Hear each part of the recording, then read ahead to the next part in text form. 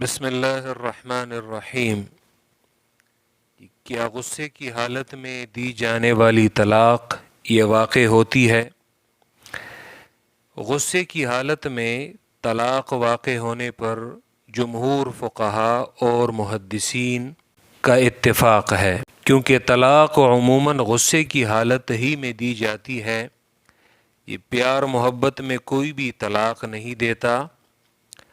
ہاں، البتہ اگر کوئی غصہ کے وقت ایسی کیفیت میں مبتلا ہوتا ہو کہ اس کی عقل مکمل زائل ہو جاتی ہو اور وہ شخص اس کی عقل بالکل کام کرنا چھوڑ دیتی ہو، یہ تو ایسی حالت میں محض اس کا دعویٰ ہی کافی نہیں ہوگا، بلکہ یہ دو باتیں ان کا لحاظ کیا جائے گا۔ سب سے پہلے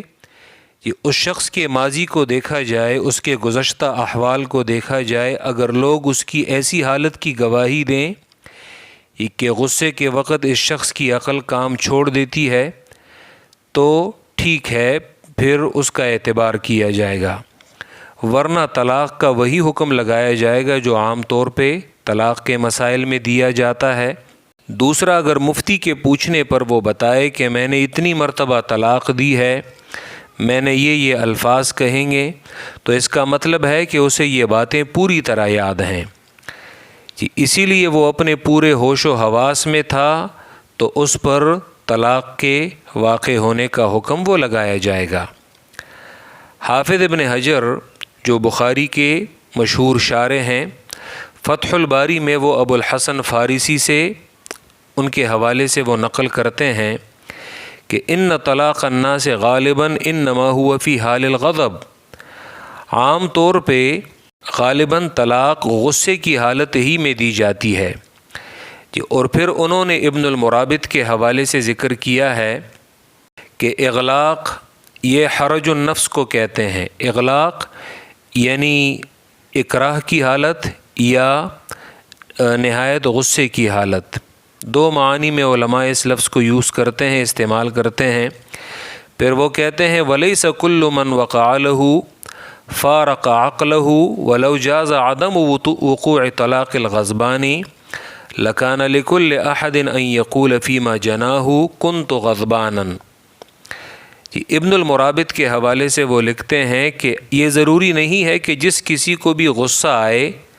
تو اس کی عقل بھی زائل ہو جائے اور اس کی عقل بھی چلی جائے، کیونکہ اگر یہ فتویٰ دیا جائے کہ غصے کی حالت میں طلاق واقع نہیں ہوتی، یہ تو ہر کوئی یہ کہنا شروع کر دے گا کہ میں تو غصے میں تھا جی۔ ابن حجر وہ ابن المرابط کے اس قول پر تبصرہ کرتے ہوئے فرماتے ہیں جی کہ اس سے مراد جی ان لوگوں کی تردید ہے کہ جو کہتے ہیں کہ غصے کی حالت میں طلاق واقع نہیں ہوتی۔ علامہ ابن قیم نے اپنی کتابوں میں غضب غصے کی 3 اقسام ذکر کی ہیں۔ غصے کی یہ 3 اقسام انہوں نے اپنی مختلف کتابوں میں ذکر کی ہیں۔ یہاں پر زاد المعاد کی عبارت ہم ذکر کر رہے ہیں، اور اس کے علاوہ انہوں نے یہ تقسیم اعلام الموقعین میں بھی ذکر کی ہے، اور جبکہ طلاق کے مسئلے پر انہوں نے جو مستقل کتاب لکھی ہے اغاثۃ اللہفان فی حکم طلاق الغضبان، تو اس میں بھی انہوں نے یہ تقسیم یہ لکھی ہے۔ وہ کہتے ہیں کہ الغضب علی 3 اقسام، غصہ جو ہے یہ 3 قسم پر ہے۔ یہ پہلا وہ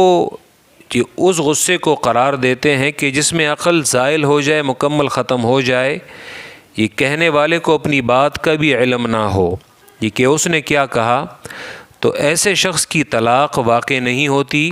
اور اس میں کسی کا اختلاف نہیں۔ یقیناً یہ بات درست ہے، لیکن اس میں بھی ان 2 شرائط کو ملحوظ رکھا جائے گا کہ لوگ اس کی گواہی دیں، اور دوسرا یہ کہ اسے اپنی باتیں وہ یاد نہیں رہتی اس حالت میں کہی ہوئی۔ دوسرا ایسا غصہ کہ جس میں انسان جو کہہ رہا ہے اپنی بات کو سمجھتا ہے، اپنے ہوش و حواس میں ہے، تو ایسی حالت میں طلاق واقع ہوتی ہے، اور عام طور پہ لوگوں کی طلاق وہ اسی غصے میں ہوتی ہے۔ تیسرے نمبر پہ ایسا شدید غصہ کہ جس میں عقل مکمل طور پر زائل نہیں ہوتی، لیکن شخص اور اس کی نیت کے درمیان حائل ہوتا ہے، وہ اس طور پہ کہ جب وہ غصہ چلا جائے تو انسان اپنی کی ہوئی زیادتی پر پچھتاتا ہے اور پشیمان ہوتا ہے، تو ایسی حالت میں طلاق دینا محل نظر ہے۔ علامہ ابن قیم اپنی رائے دیتے ہیں کہ اس حالت میں طلاق واقع نہ ہونا یہ قوی اور راجح ہے۔ عام مشاہدہ ہے کہ لوگ اپنے آپ کو علامہ ابن قیم کی اس تیسری قسم کا مصداق بنانے کی ناکام کوشش کرتے ہیں، کیونکہ وجہ یہ ہے کہ جو شخص بھی خلاف شریعت وہ طلاق دیتا ہے، ایک ہی مرتبہ میں 3 طلاقیں وہ دے دیتا ہے، تو وہ اپنے کیے پر پشیمان اور پچھتاتا ہے۔ یہ علامہ ابن قیم کی رائے ہے، جبکہ جمہور فقہا